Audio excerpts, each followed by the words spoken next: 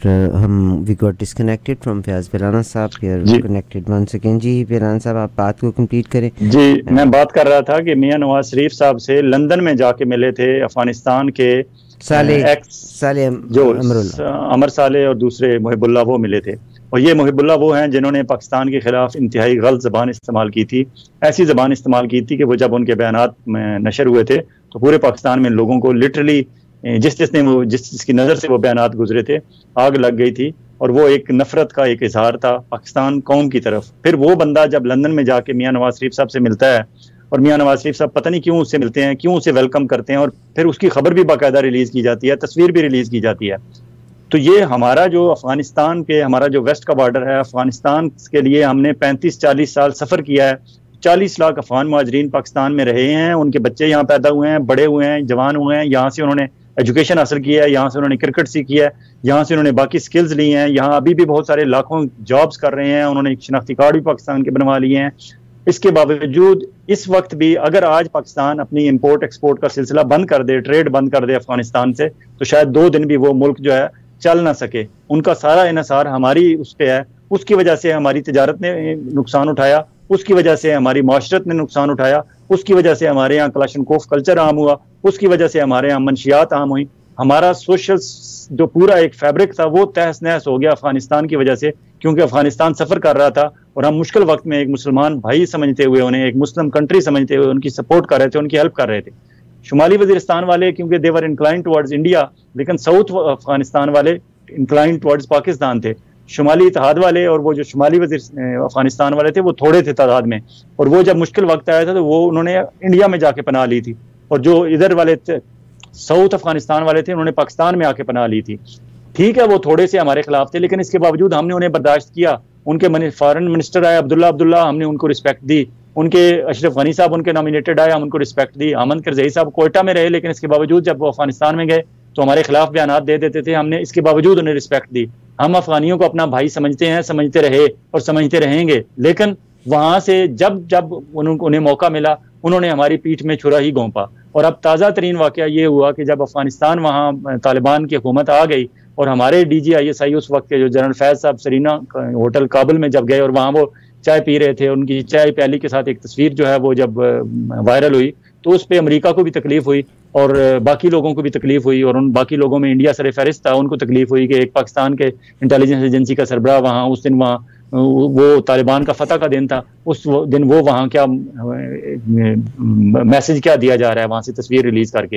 होगा भाई, अगर वो कामयाबी थी तो होगी कामयाबी, लेकिन उसके बाद आपने उस सूरत हाल को कंट्रोल भी तो करना है।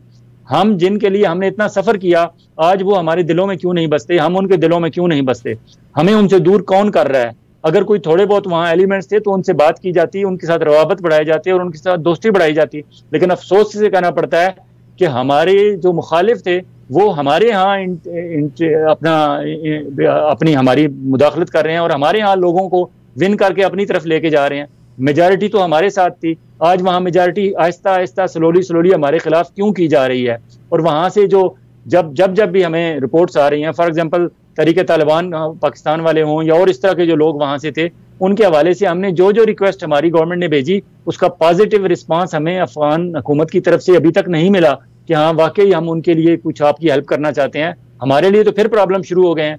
तो क्या हम ये कह सकते हैं कि अमेरिका को जब हमने एब्सोल्युटली नॉट कहा था, या अमेरिका को जब ये लगा कि हम रशिया के साथ चले गए हैं, अमेरिका को जब लगा कि हम चाइना के ज्यादा करीब हैं, अमेरिका के खिलाफ हैं, तो क्या अमेरिका ने बाकायदा प्लानिंग शुरू कर दी कि अब पाकिस्तान का ईस्टर्न बॉर्डर तो पहले ही गैर महफूज है, वेस्टर्न को भी मुकम्मल तौर पर गैर महफूज कर देना है, और वेस्टर्न साइड पे बेशक मुसलमान मुल्क है, मुसलमान कौम आबाद है, इसके बावजूद उनके दिलों में नफरत पैदा करनी है पाकिस्तान के खिलाफ। और हमने हमारे यहाँ थिंक टैंक का कोई सिलसिला नहीं है, अगर हैं भी तो उन्होंने बैठ के इस पर गौर नहीं किया कि हमने किससे मिलना है, किससे नहीं मिलना, किसको हमने अपने घर वेलकम करना है और किसको वेलकम नहीं करना।